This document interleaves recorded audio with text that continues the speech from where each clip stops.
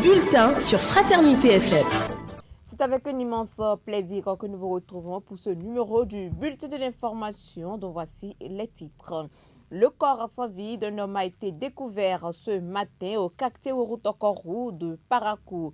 Le corps de la victime retrouvé dans un puits du quartier. Les circonstances exactes du drame restent inconnues pour l'instant. Les précisions sont à suivre dans ce bulletin d'information.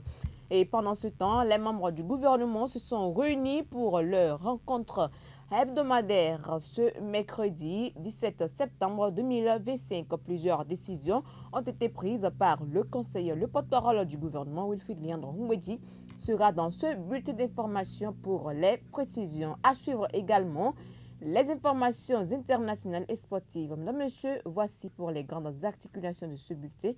Bienvenue à chacun et à tous.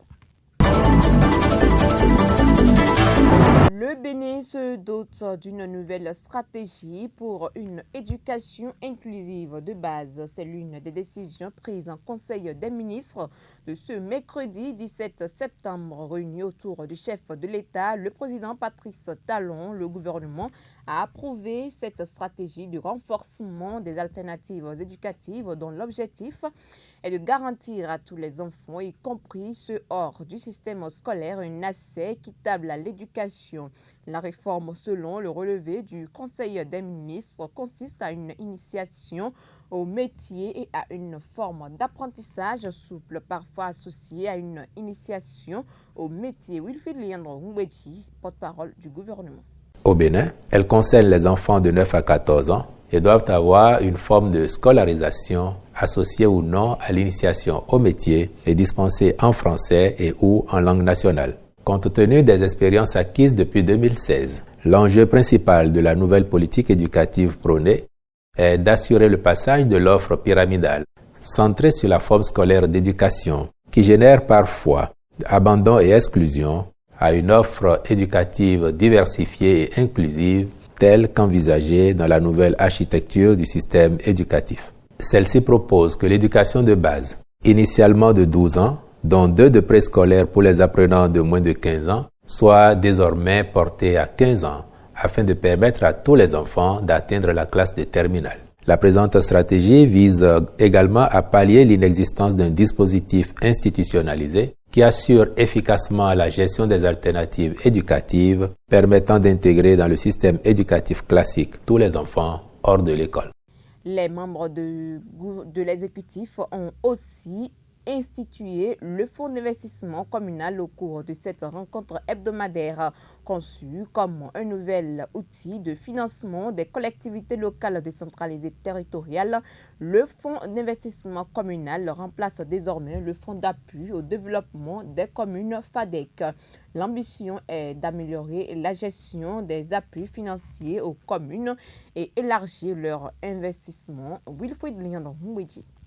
Cet instrument de financement vient en substitution au fonds d'appui au développement des communes FADEC et permettra à celles-ci d'accéder à de nouvelles et innovantes sources de mobilisation de ressources. Il contribuera à rehausser le niveau des recettes et de collecter, pour leur compte, les rétrocessions de l'État issues de la fiscalité partagée. Aussi, les principales missions du fonds d'investissement communal consisteront-elles à offrir des services et des mécanismes adaptés permettant de répondre aux besoins des communes en financements additionnels pour assurer leur mission, assurer la transparence nécessaire et l'équité dans l'octroi des fonds à travers le principe de péréquation, appuyer le développement des compétences des communes, s'agissant notamment de l'analyse financière, le montage de dossiers de financement, suivre l'atteinte des objectifs des financements octroyés intra- et intercommunaux pour s'assurer de leur pertinence dans le cadre du développement local durable. Assurer le suivi et l'évaluation des projets objets de financement mis en place par le fonds. Par ailleurs, le FIC assurera la collecte et la gestion des financements intérieurs et des principaux financements extérieurs destinés au développement de l'ensemble des communes. Toujours, le Conseil des ministres a procédé à plusieurs nominations dans différents ministères et institutions. Parmi celles-ci, l'Université de Parakou se dote d'une nouvelle équipe dirigeante marquant une étape majeure pour la gouvernance académique dans le septentrion. La récente reconfiguration des équipes rectorales des universités publiques du Bénin a confirmé le maintien de Bertin Sobossi Boko à la tête de l'université de Parakou. L'ancien recteur conserve ainsi la confiance des autorités et poursuit son mandat à la direction de l'institution. Parmi les nouveautés, l'arrivée du professeur Thierry Armel Adoukonou, neurologue de renom, se distingue. Nommé le vice-recteur chargé des affaires académiques, il apportera à l'université son expertise scientifique et sa rigueur académique. L'équipe rectorale comprend également Nasser Mohamed Bako, vice-recteur chargé de la recherche universitaire, Alexis Abodokwi, vice-recteur chargé de la coopération et de l'insertion professionnelle, Antoinette Isabelle Faladé, secrétaire générale de l'université. Cette nouvelle configuration traduit la volonté de renforcer l'ancrage scientifique et l'ouverture de l'université de Parakou tout en tirant parti de l'expérience de son équipe dirigeante. Un homme retrouvé mort dans un puits ce jeudi matin. Le drame s'est produit au quartier Ouroutokorou dans le premier arrondissement de Parakou. La découverte macabre a été faite par la propriétaire de la maison qui a aussitôt alerté le chef du quartier. Pour l'instant, l'identité de la victime n'est pas connue et les forces de l'ordre sont annoncées sur place pour le constat d'usage. Moudachir Abdou, chef du quartier Ouroutokorou. Moi, j'étais à la maison tout à l'heure autour de 8h39, quand il y a eu l'appel de la dame, la propriétaire de la maison, qui m'a appelé pour dire que ce matin, ils se sont réveillés, ils ont retrouvé une personne, quelqu'un mort dans leur puits. Donc, c'est comme ça, je me suis dépêché, je suis venu. Là, effectivement, il a constaté. Et il a appelé le CIA et après, il a appelé la police. Donc, pour l'instant, nous sommes là à attendre qu'ils viennent pour les constats. Donc, pour le moment, on ignore les raisons. Peut-être quand ils seront là, nous allons comprendre plus. Okay, d'accord. Qu'est-ce qui peut peut-être être à la base de ce drame-là? Vraiment, je ne saurais le dire, sans vous mentir, parce que j'ai posé la question là-dedans, elle a dit que la personne n'est pas de la maison. Donc, pour le moment, peut-être quand les forces de l'ordre seront là, ils vont plus faire des enquêtes pour comprendre réellement ce qui s'est passé. Au conseil à la population, le conseil que j'ai donné à la population, c'est surtout la veille citoyenne.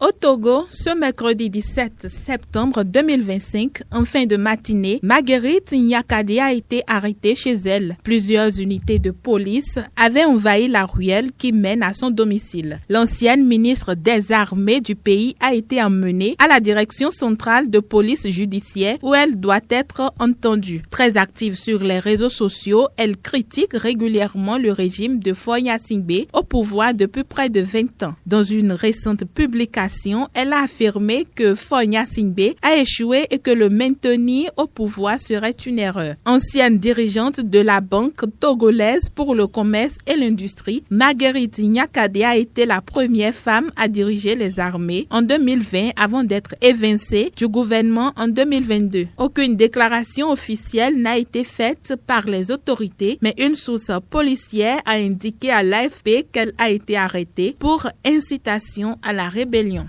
Au plan africain, plus d'une centaine de personnes sont mortes ou disparues. Toutes les victimes étaient d'origine soudanaise et étaient parties des côtes de Tobrouk, dans l'est de la Libye, ont indiqué ce mercredi l'Organisation internationale pour les migrations et le Haut Commissariat aux réfugiés. Seules 13 personnes ont survécu à ce naufrage où un navire transportait 114 personnes, principalement des réfugiés soudanaises. L'Organisation internationale des migrations a également informé qu'un autre drame a eu lieu ce dimanche où au moins 50 vies ont été perdues sans être en mesure d'indiquer si des femmes et enfants figuraient parmi les victimes. Cette embarcation était également partie de Tobrouk en Libye et se dirigeait vers la Grèce.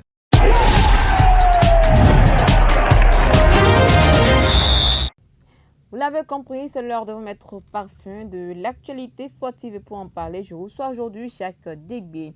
Classement FIFA masculin septembre 2025, le Bénin gagne 3 places. La FIFA a rendu public ce jeudi la mise à jour du classement des nations après la récente trêve internationale.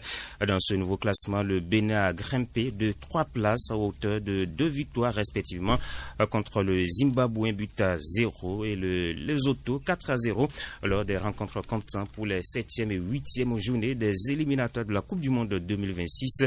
Eh bien, les Guépards sont passés de la 96e à la 93e place mondiale comparativement au classement du mois de juillet dernier. Sur le plan africain, les poulains de Ganotro ont aussi connu une petite progression et réintègrent le top 20 continental. Le Bénin est en effet passé de la 21e à la 20e position et sur le continent, le Maroc reste leader devant le Sénégal et l'Égypte qui complètent le podium au plan mondial.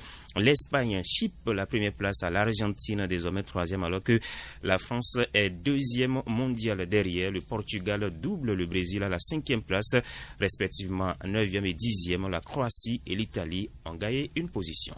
Benfica Mourinho en approche.